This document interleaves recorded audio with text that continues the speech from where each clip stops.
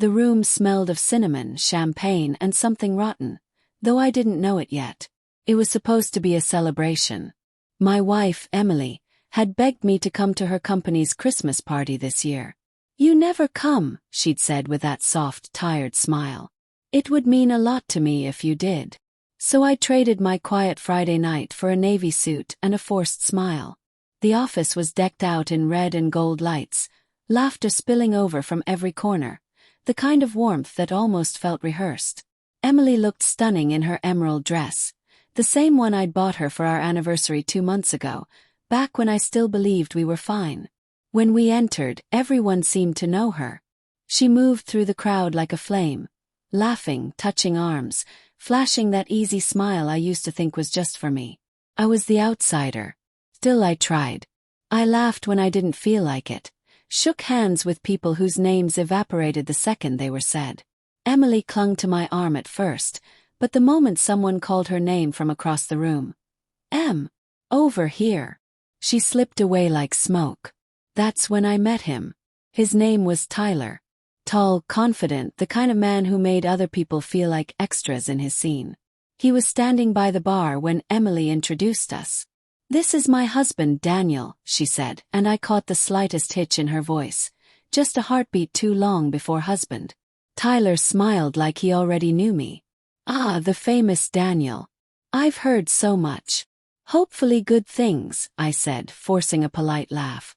"Oh, sure," he replied, swirling his drink. "Emily talks about you all the time." Then, with that same smug grin, he added, "Mostly about how patient you are." Emily's eyes flickered, a warning I couldn't quite decipher. "I try to be," I said, watching her reaction. "She says you're, how did she put it?" Tyler pretended to think. "Too nice for your own good." The words hung there. Emily's face stiffened, a fake laugh bubbling out. "Tyler, stop. You're terrible." But the damage was done. I smiled tightly. "Funny, I didn't know kindness was a flaw." Tyler leaned closer, his voice dropping just enough for me to feel the challenge in it.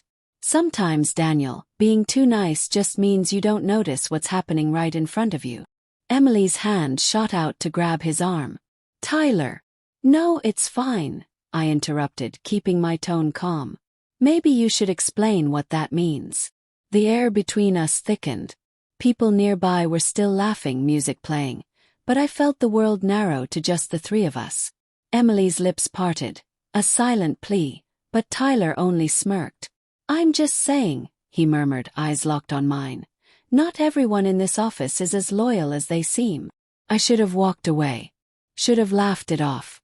But something inside me, the quiet part I'd been ignoring for months, started to stir. For weeks, Emily had been distant. Late nights at meetings, her phone face down on the table, quick exits from the room when messages came in. I'd wanted to believe her. God, I needed to. But standing there, watching her squirm between me and her coworker, I realized this wasn't nothing. "Daniel," she said softly, touching my arm. "Let's go sit down." "No," I said. "I'd like to hear what he's implying." Tyler's smirk faltered. "Just a joke, man. Relax." "Sure," I said. "You call me weak, then hide behind a joke." His jaw tightened.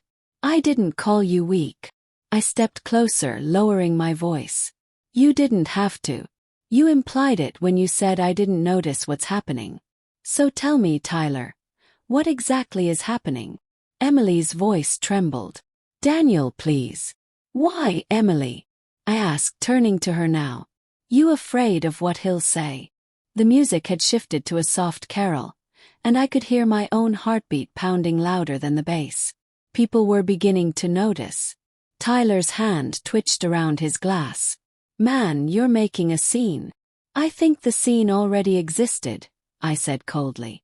"I'm just the last one to realize I'm in it." Emily's eyes were glossy. "Daniel, let's just go home." Cut her off. "No, I think I'll stay. Maybe have a chat with your coworkers. You know, the ones you've been staying late with." Her lips trembled. That's when I knew. There it was, the truth I'd been afraid to name.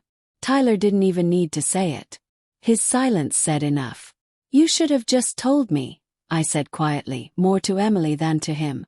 She shook her head, tears starting to gather. Daniel, it just happened, okay? I didn't mean for it to. The room fell away. I heard her voice, but it felt far, like it was coming from behind glass. It happened, I repeated, my tone eerily calm. That's how you describe betraying your husband? It happened. Tyler shifted uncomfortably. Look man, it wasn't like that. Don't, I snapped, my voice sharp enough to cut the air. Don't you dare talk to me like we're equals. You slept with my wife. Gasps rippled nearby. Emily covered her mouth. Tyler tried to deflect with arrogance. You're overreacting. And that's when I said it, the line that made them both freeze.